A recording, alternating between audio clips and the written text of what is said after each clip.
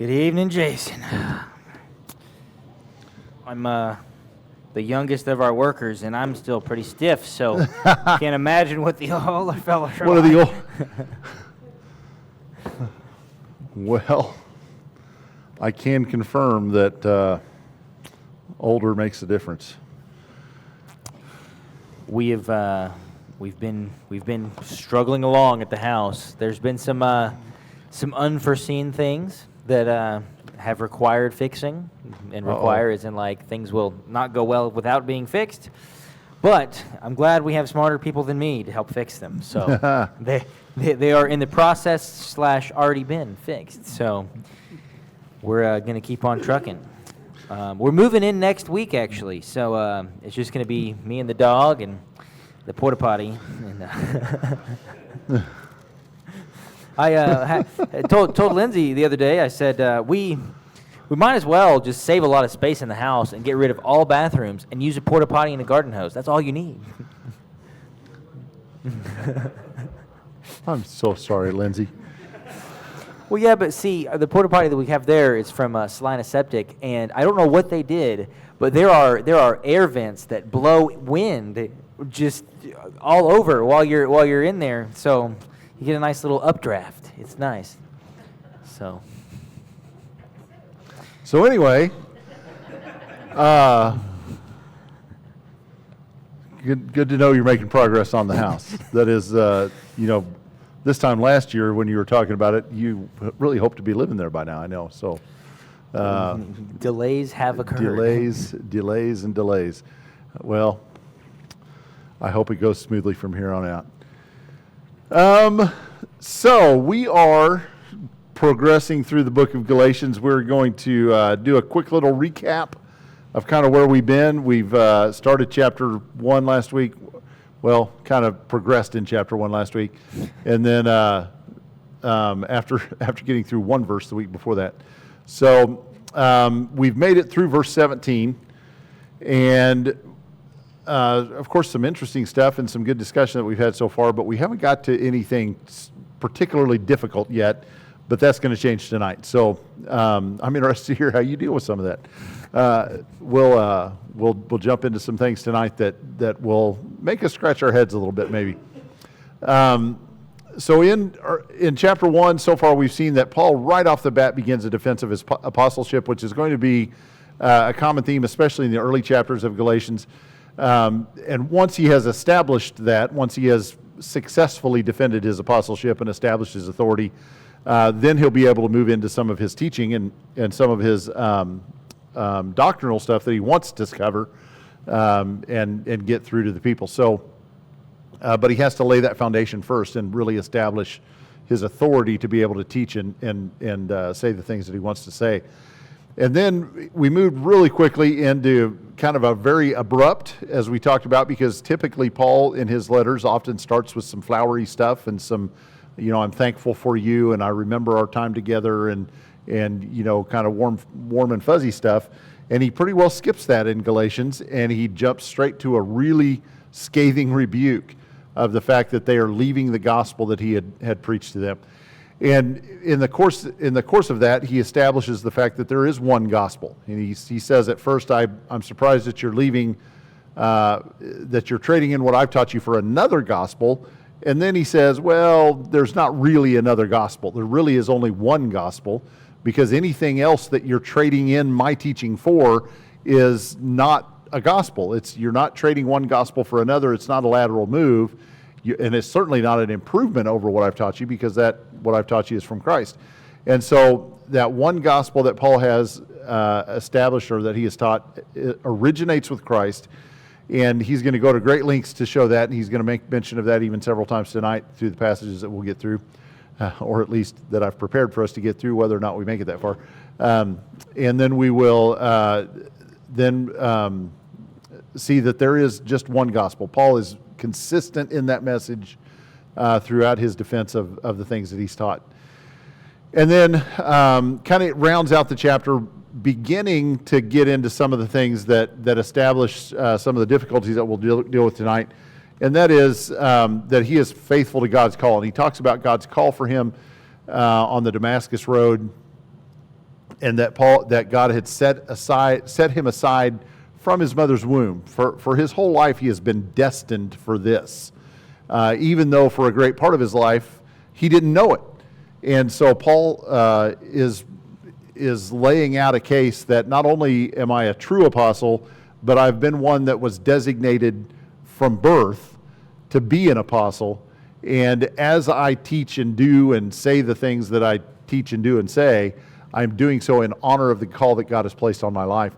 And so as he is saying those things, it is not a boast, or it's not a, look at me, how important I am or how wonderful I am. It is to establish once again his authority as an apostle, so that when he rebukes or when he teaches, those things carry the appropriate and proper authority for what it is that he's wanting to accomplish. So that's kind of where we're at. Anything you want to add to that, or just tell me amen or good job or anything? Good job. Okay, all right. Pat on the back. That was good. All right, good summary so far? Okay. So we are ready then, I think, to jump into to the last few verses of chapter 1, 18 through 24, and then discuss some of those things. Ready? Alrighty. Then 3 years later, I went up to Jerusalem to become acquainted with Cephas and stayed with him 15 days. But I did not see any of the other apostles except James, the Lord's brother. Now, in what I'm writing to you, I am assured you before God that I am not lying. Then I went to the regions of Syria and Cilicia. I was still unknown by sight to the churches of Judea, which were in Christ, but only they kept hearing, "He who once persecuted us is now preaching the faith which he once tried to destroy." And they were glorifying God because of me. Okay, so let's just kind of lay out here the idea, and we're not going to belabor this point too much, or try to. We're certainly not going to try to fix some problems that scholarship has identified through the centuries over establishing a chronology of Paul's life. But we just want to acknowledge that there are some parts of the Bible that are hard, and this is one part where some problems come up if you try to align the timeline of the book of Acts and what Luke lays out as a chronology of the way things happen, and if you then try to take the writings that Paul has for himself here in Galatians and you try to establish a timeline based on what Paul lays out, there's some questions. There are some things that get difficult, and sometimes that happens. And so how do you deal with that and still remain as a faithful Bible student, as one who, as we do, respect the authority of Scriptures, we respect the infallibility of Scriptures, and the truth of Scriptures and those kind of things? How do you acknowledge that sometimes there are things that are hard to figure out, and not just punt and say, well, it's not a big deal, or people who have a problem with this section, we just ignore them because they're naysayers or whatever. Because we don't want to do that. We want to be able to deal with the difficulties. And so I think one thing that we can do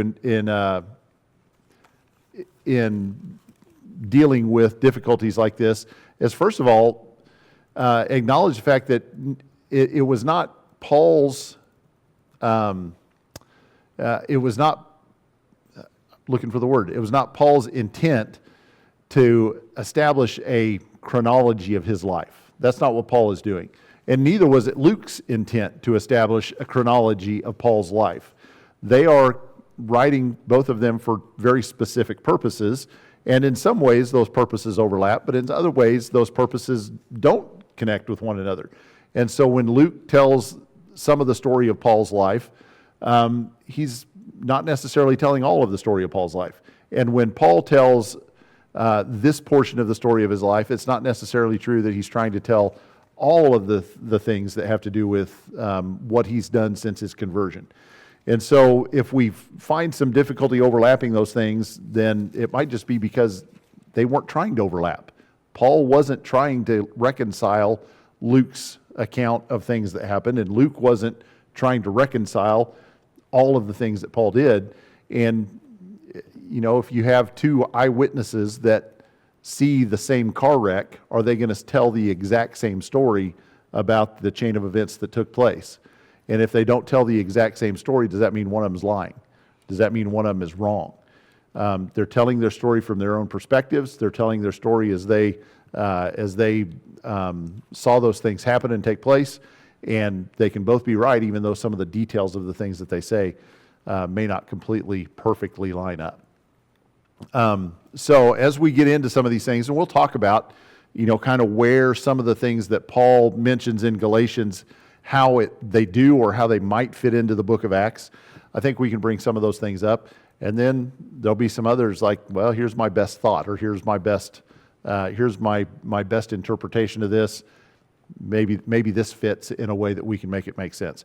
Do you want to add anything there in all of your vast studies that you've talked about? So, first disclaimer of this, I was thinking that it was my Romans and Galatians class that I did this in, which it was, but that was my freshman year of college. Ooh, not master's level? No, so it was freshman level. So pretty and weak. On top of that, I something happened with my computer for that year, and all of my documents were deleted. Probably for the best. Probably for the best. I don't know if I would have, but I did write on this specific topic, and I remember some of the things that I had to say. And there are a lot of commentators, as opposed to the uncommentators. Those one taste pretty good. But a lot of commentators, are, I wouldn't say equally divided, but there's a little bit of, is Acts 2, this what was coming up, and this chronology that we're about Galatians to... 2. Galatians 2. Galatians 2 and Acts 15, are they the same thing? Right. Now, there are some, and that's the challenge here a little bit, is where do you put all of these Jerusalem visits in the book of Acts for Paul? Because Paul will say first, here in Galatians, he said, I didn't go to Jerusalem, and my first Jerusalem visit was here after my conversion. Now, he was already in Jerusalem at one point. We know because Acts chapter 11, I believe is verse 28 and following. I was just there, and I turned to Galatians to look here. But Acts chapter 11, not 28, that was the wrong one. Right at the end of the chapter. Right. We've been preaching in Damascus for several days. They laid him down through the wall, and he made it, he went, and then we don't have anything else. It says when he comes to Jerusalem, and we don't know when that was. How much time had passed from the time he was at Damascus until he went to Jerusalem and tried to associate with the disciples, and Barnabas spoke up for him. Right. We don't know how long.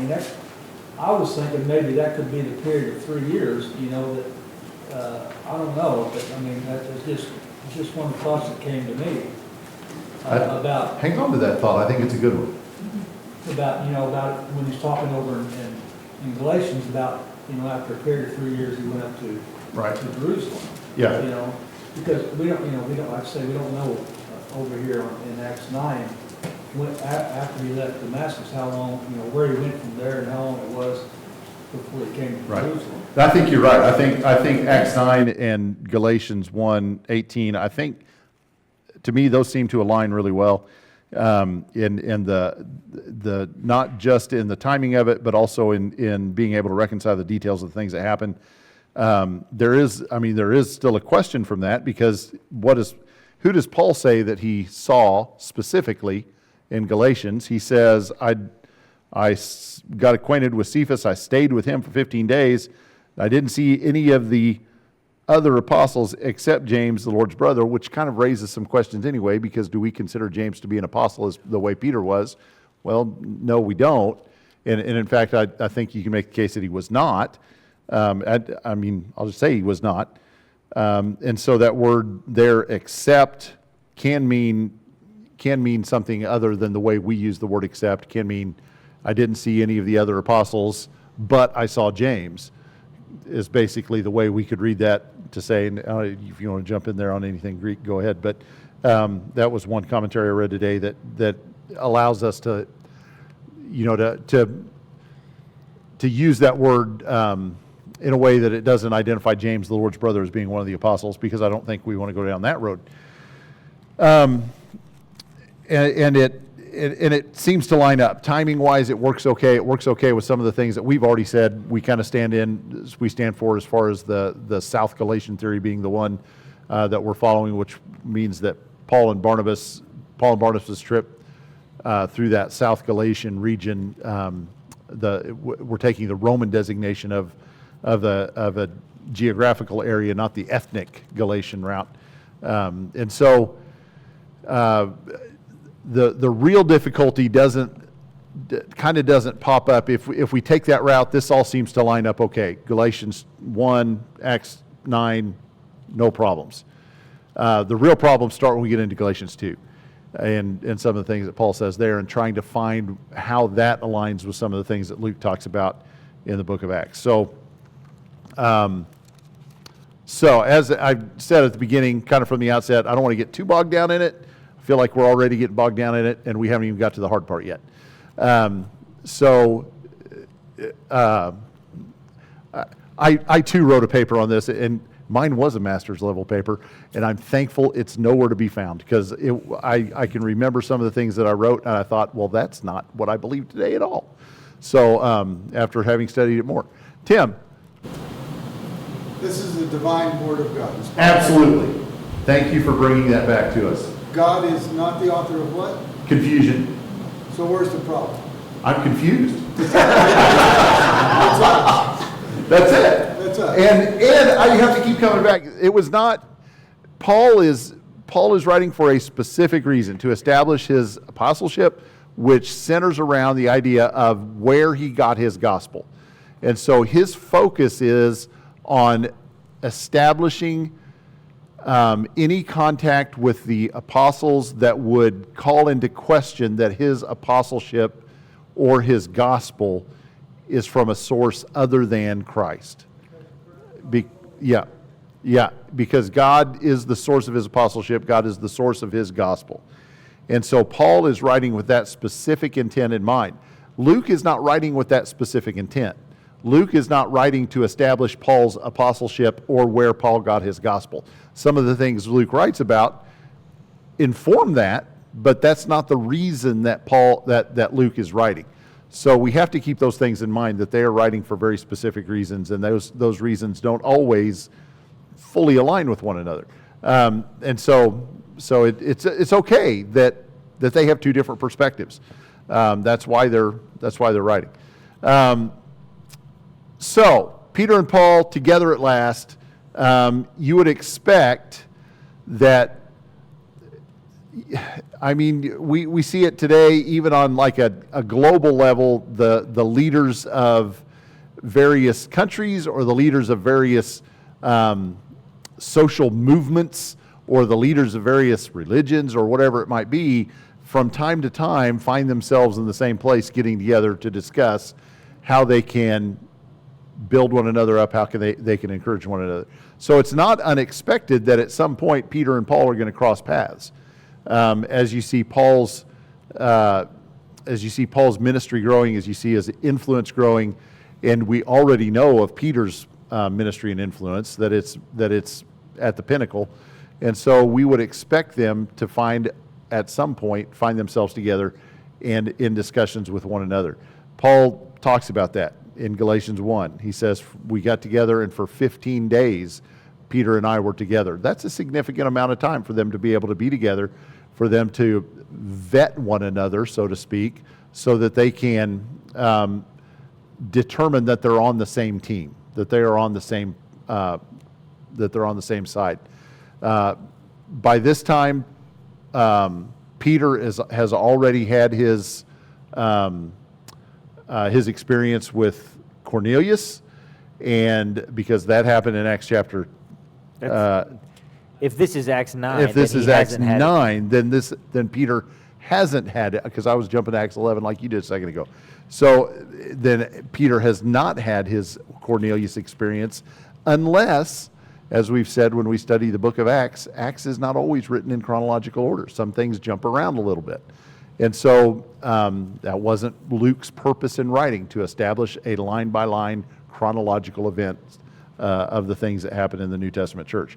And so is it possible that we have the visit of Acts chapter 9 jumping forward because it just fit with the part of the story that he was telling.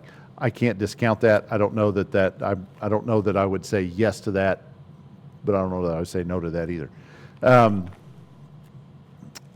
So Peter and Paul together at last, talking about the gospel that they have for one another.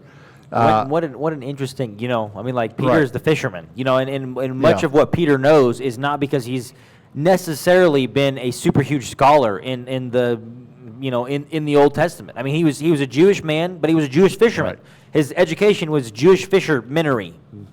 I don't know what that is. I'm making very good words up, but that was his education, and he got to spend a lot of time with Jesus and a lot of time. But even in that time, we see him, bullheadedly doing things that Jesus will have to bring him back on. Get behind me, Satan! Pull him out of the water. There are some. Right. I mean, Peter doesn't just become a different person after Jesus leaves. Put your sword away, Peter. And so Peter and Paul and that I wonder what that would be like, because Paul was very highly educated, and I'm just picturing what their Bible studies would have looked like about and what their conversations would have been. It just blows my mind, because Peter knew Jesus really well, and Paul knew the Old Testament really well, and what would have been like to just sit there at the 15 days of commiseration. That might not be the right word. That might not be the right word, but yeah, communication. Communication. Maybe. There you yeah. go. But yeah, that's a great perspective and a great thought, that coming from their various backgrounds and how they came to be. I mean, Peter coming from that fisherman perspective, but Peter having been looking for the Messiah and looking for, having spent time presumably around John the Baptist, and then Andrew, his brother, being that first to see Jesus and coming and telling us, Peter, we have found the Messiah, and Peter having been looking for him, whereas Paul, just the opposite, having heard about this guy named Jesus and looking for reasons to discount him and looking for reasons to persecute those who are following him. And so they're very different entrants for both of them into the kingdom, or very different route into the kingdom. They both entered through the same means, but through Christ. But just an interesting thing to think about. Paul's conversion and commitment were a key for the rejoicing of the early church. When you think about what Paul's fame had been leading up to that, and we'll talk more about that in the next section, but what was Paul known for? Well, Paul was known for persecuting the church, for tracking down people who had converted to Christianity, and for persecuting them and even delivering them over to death. And then when you find out that the guy who was doing that has been converted and become a part of your movement, wow, the power of the gospel is on display there. And so how do you find fault with his gospel when the gospel that he obeyed was powerful enough to change even his life? Don? I just started thinking in the vein of Peter and Paul talking to each other. I mean, Peter, he had denied Christ 3 times. Mm-hmm. And then, he had his aha moment, or come to Jesus meeting. Right. With Jesus. Well, Paul had his come to Jesus meeting also. Yeah. And can you imagine those two telling their story to each other? That's an interesting twist to both of their stories, how both in various ways had vehemently denied Christ before others, and then through the power of the gospel had their lives changed. So that's a neat part of that story as well. What do we talk about today, Justin? Well, if you will have, no, what I was kind of getting at there was, this was, from last week, but I threw that in there. But I mean, the believers, it said, I was still unknown to the believers I was still an unknown in person to the churches of Judea that are in Christ. And this is what they were talking about they were talking about this incredible and crazy, work of God that is happening in the life of those around us. And essentially where I was heading with this was, the believers of the day were talking about how the church was progressing and how things were looking up, and how there's this awesome thing that is going on in the church, and that the power of the gospel is on full display, and how, I see that there was, even in the times of Scripture, when, if we think Acts 9 is, specifically this visit. I mean, the next couple of chapters of Acts, there's some martyrs. I mean, the couple people about to die, and yet the church is still talking about encouraging things and being encouragements to one another and lifting one another up, and they're talking about things that are boosting their confidence, boosting the view that this kingdom that we're a part of is amazing, is active and alive.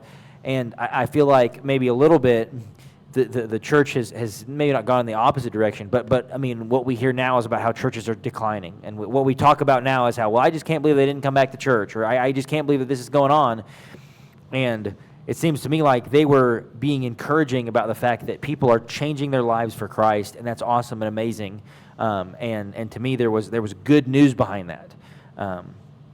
And maybe looking at the attitude of the church and what we talk about and how we talk about things might be something worth noting on.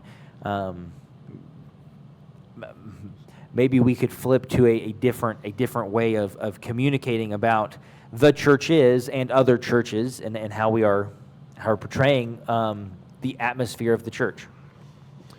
I think you're onto something there. That if you follow the pattern of the story of the church, especially in the early chapters of the book of Acts, every time the church is persecuted, there's very quickly after that some statement about the growth of the church. There'll be somebody that dies, and very quickly the church continues to grow, and then there'll be somebody else that is martyred, and somebody, that very, very quickly after that you'll find another story about how the church added 5,000 more souls. And so, and then when you read about, the book of James that we've been studying on Sunday mornings, count it all joy, my brethren, when you suffer various trials. And you have in the church the antidote to all difficulties. The worse your problems, the more the church suits you. The greater your difficulty, the greater your need for God. And so, the comfort that we have endured in this country over the last generation or the last several decades is demonstrated in the decline of people feeling like they need the church or God at all. And so maybe what we need is a good dose of persecution, or a good, a reminder that we have a need for God, that we have a need for what He has to offer. And we feel that need greatest when we're suffering, which is hard to think about, but it's just true. Okay. Well, kind of a wrap up for chapter 1, not to belabor any points, but chapter 1, the tone of chapter 1, Paul doesn't beat around the bush. He's not pulling any punches. He is not slow playing anything that he has to say for the Galatians. Some of the things in some books that he writes, he kind of butters them up before he knocks them down a little bit. Maybe some of that in Corinthians or some other letters where he kind of recalls our relationship, and we talk about the good times, and then, oh, by the way, there's some things you need to fix. Doesn't do that with Galatians. He just lets them have it right off the bat. And he's going to do two things, and he begins those two things, if not completely finishing them, or at least begins them in chapter 1. He establishes first a premise that the gospel is all sufficient. We don't have a need for any supplements. We don't have a need for any additions. We don't have a need for the law. All we need is the gospel of Christ. That's it. And so he establishes that premise, or at least begins establishing it in chapter 1. And he also begins establishing his authority. His apostleship is valid. And the coupling of those two things, the all-sufficiency of the gospel and his authority as an apostle to deliver that gospel, is the foundation for the rest of what he does in Galatians. And so chapter 1 really sets us up for what follows in the rest of the book. And what comes after chapter 1? Well, chapter 2. And that comes next. And we're going to try to tackle verses 1 through 10 because I couldn't figure out how to divide it up other than looking at this section as a whole. So verses 1 through 10, it's a little bit longer of a section than we would normally take at once because you got to kind of remember how everything connects as we talk through that section. But here it is, verses 1 through 10. Then after an interval of 14 years, I went up again to Jerusalem with Barnabas, taking Titus along also. It was because of a revelation that I went up, and I submitted to them the gospel which I preached among the Gentiles. But I did so in private to those who were of reputation, for fear that I might be running, or had run, in vain. But not even Titus, who was with me, though he was Greek, was compelled to be circumcised. But it was because of the false brethren secretly brought in, who had sneaked in to spy out our liberty, which we have in Christ Jesus, in order to bring us into bondage. But we did not yield in subjection to them for even an hour, so that the truth of the gospel would remain with you. But from those who were of high reputation, what they were makes no difference to me, but God shows no partiality. Well, those who were of reputation contributed nothing to me.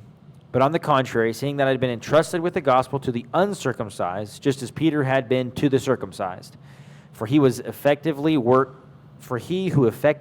for Peter in his apostleship to the circumcised, effectively worked for me also to the Gentiles. And recognizing the grace that had been given to me, James and Cephas and John, who were reputed to be pillars, gave to me and Barnabas the right hand of fellowship, so that we might go to the Gentiles and they go to the circumcised. They only asked us to remember the poor, the very thing I also was eager to do. Okay, so here's where we get into some possible difficulties or possible confusion, which admittedly is probably greater for me than a lot of people. How do we line up the trips or the visits to Jerusalem that Paul claims for himself with the visits that Luke describes in the book of Acts? So the next visit that Paul mentions, he talks about the one that seems to line up well in Galatians 1 and Acts 9. Those to me seem to line up really well. It's the first visit that Luke mentions after his conversion. It's the first mention that Paul mentions after his conversion. Okay, that works. But now we have Paul saying 14 years later. Well, 14 years later than what? Is it 14 years after his conversion or 14 years after that first visit? And if I'm not mistaken, the text can go either way. There's no language thing that means it has to be one over the other. So for our South Galatian theory to be the thing that we like, we kind of need that to be the 14 years after his conversion. That's when it fits best. And okay, the text lets that happen. It's okay. But the next visit that Paul mentioned, or Luke mentions rather, is in Acts chapter 11. Paul seems to indicate that the next visit is for this kind of quiet meeting between him and a couple of the leaders in the church, so that they can discuss doctrinal matters, so that they can discuss the gospel to the Gentiles. But Luke describes Paul's next visit in Acts chapter 11 as being for the purpose of taking relief after a famine. Now, can those two things happen at the same time? I would think so. And Paul also says that this trip, why does this trip happen? Why does Paul make this trip? He says it's because of a revelation. Well, look at Acts chapter 11, verse 28, verse 29, 27 and 28. Now at this time some of the prophets came down from Jerusalem to Antioch, and one of them named Agabus stood up and began to indicate by the Spirit that there should certainly be a great famine all over the world, and this took place in the reign of Claudius. And so what sets up Paul's visit to Jerusalem? Well, it's a prophet coming from Jerusalem to tell us that there's a famine coming, and if there's a famine coming, we better respond to that. We better deliver some relief for those that are suffering from the famine. And so it seems to be that Paul's trip in Acts chapter 11 is a result of a revelation. Okay, well, that works out nicely. But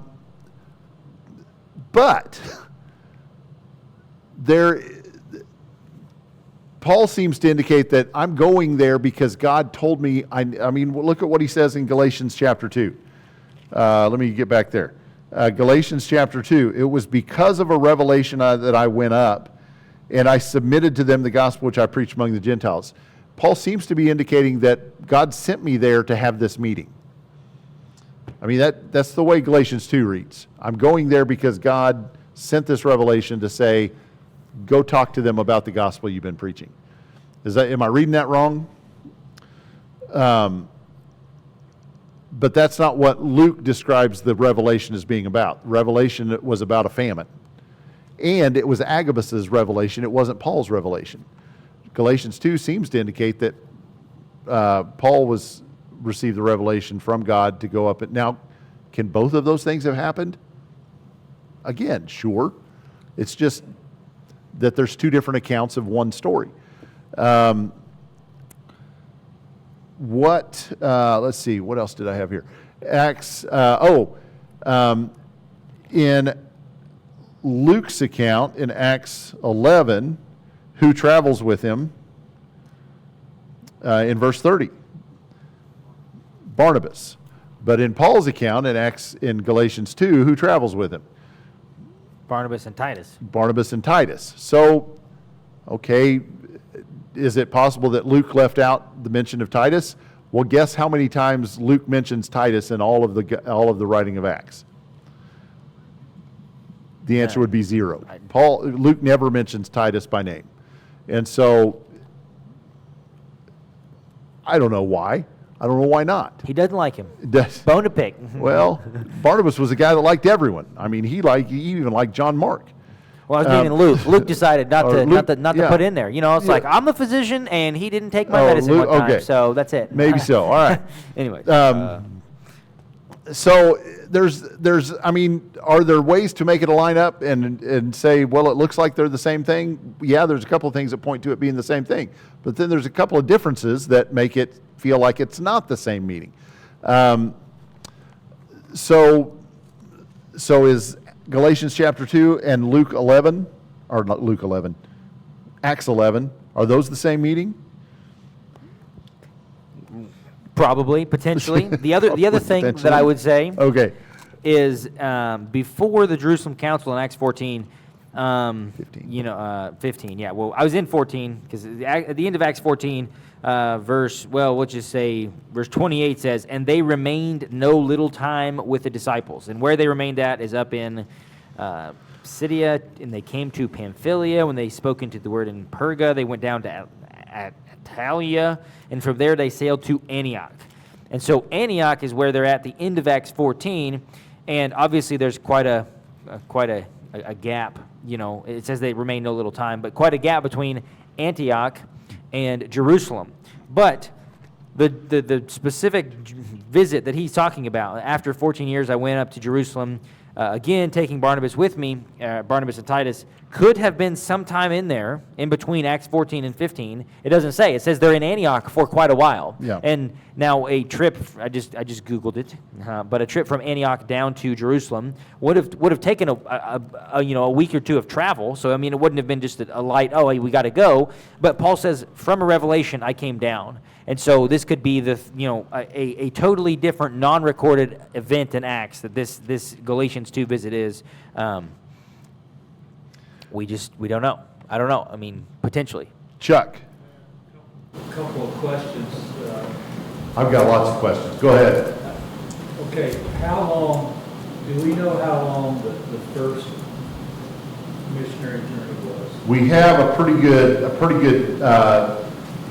good means of dating that.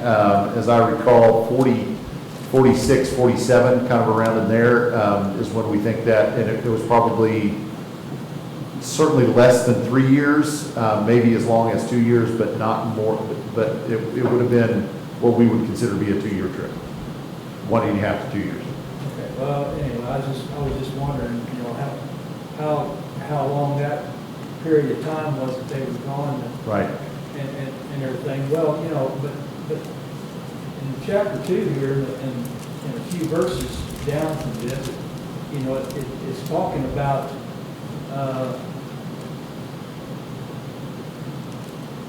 Titus not, not being compelled to be circumcised, Right? but it was because false brethren secretly brought in who sneaked into slander or liberty and all that, and that's what they address in Acts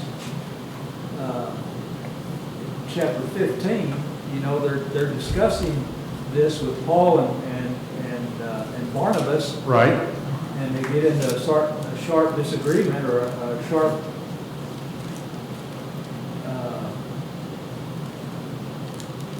dissension, whatever, about this, and then they go up to Jerusalem. And so that's what, So- Acts 15 and that, those verses, not after the first couple verses, but the others, seems to go with Acts 15. Okay, so, and you're right. The subject matter of Galatians 2 and Acts 15 seem to line up together, except we have Paul declaring with an oath that he is not lying about the number of trips he took to Jerusalem. And if Galatians 1 and Acts 9 line up, and Galatians 2 and Acts 15 line up, then Paul must have forgotten about the trip in Acts 11. Like, because he wasn't lying that he never took another trip. It's just that, we got to have another trip with Paul to Jerusalem there. So how does that Acts 11 trip fit in if Galatians 2 and Acts 15 are the same trip? I don't know. We're in the weeds. This is the part where the confusion is great in my mind when I try to, it's like trying to think of a thought that's just out of my grasp, and you think real hard and real long about it, and you don't get anywhere. I trust Paul's timeline because Paul was there for all of it, and he remembers how many trips he took to Jerusalem. And I trust Luke's timeline because there's this guy named the Holy Spirit that was telling Luke, some details and things.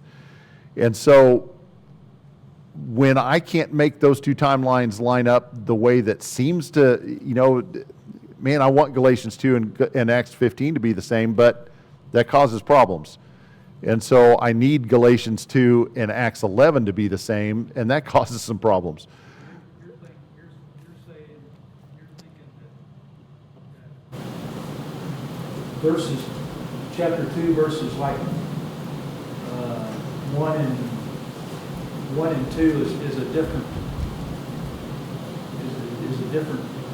trip than later on in chapter 2. Is that am I confused? I think Galatians 2 is all the same trip. Galatians 2, 1 through 10 is all the same trip.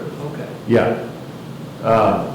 And then later, verse 11, Paul's back in Antioch. So, and then Peter's going to come to him there. So there's a whole different trip because that's not Jerusalem. Greg. Well, the problem I have with Galatians 2 being the same trip as Acts 15 is Peter. And we haven't gotten there yet. Yeah. But surely Peter would have gotten it after Acts 15 about the very issue that then he had to oppose him about when he came to Antioch.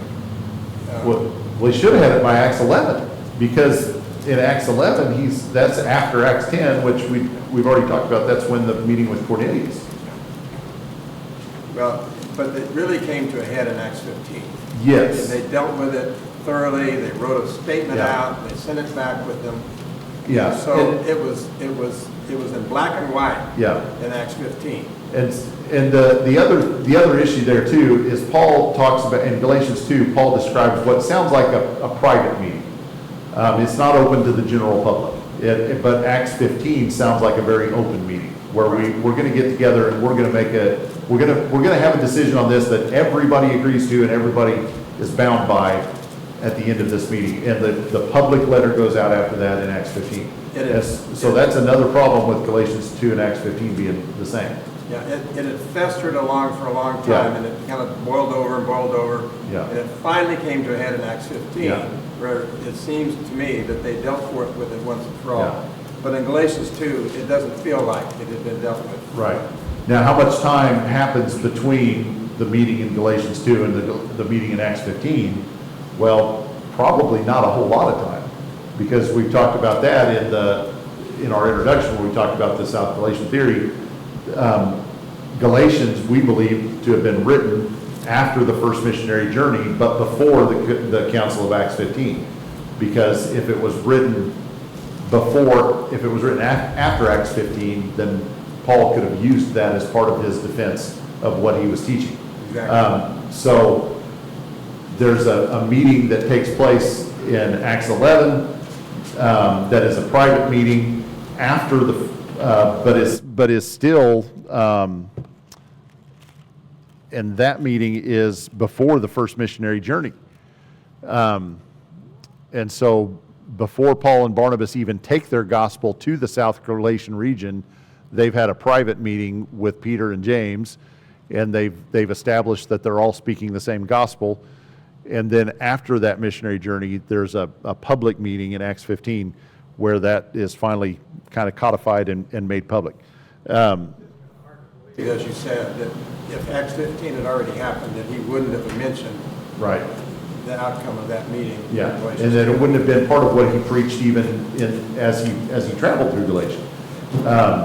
Well, and, I mean, I don't know. I also, I mean, I firmly think that he somehow this trip to Jerusalem might have opened his eyes to the fact that, hey, you know, there's a pretty big problem here. He goes back home to Antioch and then hears about the Galatians that are dealing with that problem and writes this letter down and sends it off. And then in Acts 15, it says that Paul and Barnabas, verse 2, had no small dissension and debate because they're constantly having to deal with this. And so then they decide after he's written the letter and sent it out, okay, we need to go deal with this, and they are sent to Jerusalem. But, you know, and I think lending all of this is that the Jerusalem Council hasn't happened yet, because a lot of the Judaizing teachers come from a Jewish Christian perspective.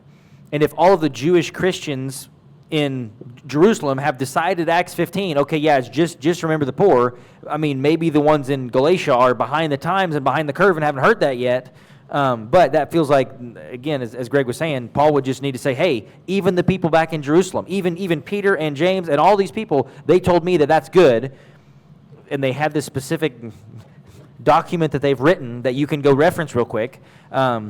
But all he says is they asked me to remember the poor. And in Acts 15 at the very end, they didn't just ask him to remember the poor. They asked them to abstain from idols and abstain from sexual immorality. And so, I don't know. Anyways, there's lots of fun stuff there.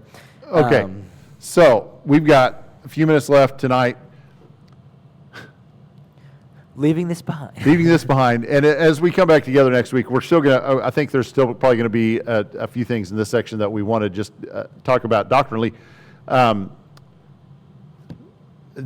difficult part of the stuff, I don't want to talk about which trip is which anymore.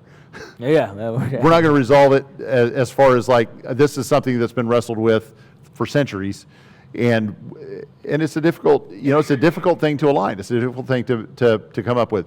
I think we can reconcile these things adequately enough to not shake our faith in this text, to not give us reason to doubt the truth of either Paul or Luke, and or the veracity of Scripture itself. So we can reconcile it in a way that makes sense, and it's okay.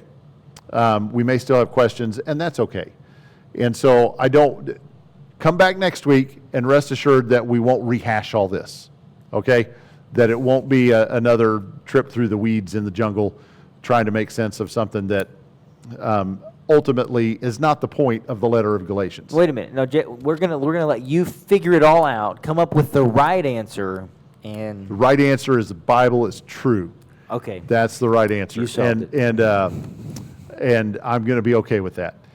And so, like I said, I can just see like half of you not showing up next week and, well, I'm not sitting through that again. You won't. Come back next week and you won't sit through this again, okay? But I appreciate you letting us kind of have this out this week, because for one thing, I find it terribly interesting. And I am okay with questions. I'm okay with having this kind of discussion and getting to the end and thinking, I'm not sure I figured it out, but it's okay because God knows. So one interesting thing that I want to leave with is this idea that Paul had a fear as he went into this meeting, whatever meeting that was, in Galatians chapter 2. He says, at the end of verse 2, he says, I did so in private. So Paul specifically goes to the leaders of the church in Jerusalem, Paul, Peter, and James, and he does so specifically because he says, for fear that I might be running or had run in vain. Wait a minute, time out. Paul has been vehemently declaring himself as an apostle with authority to declare the gospel that God has given him.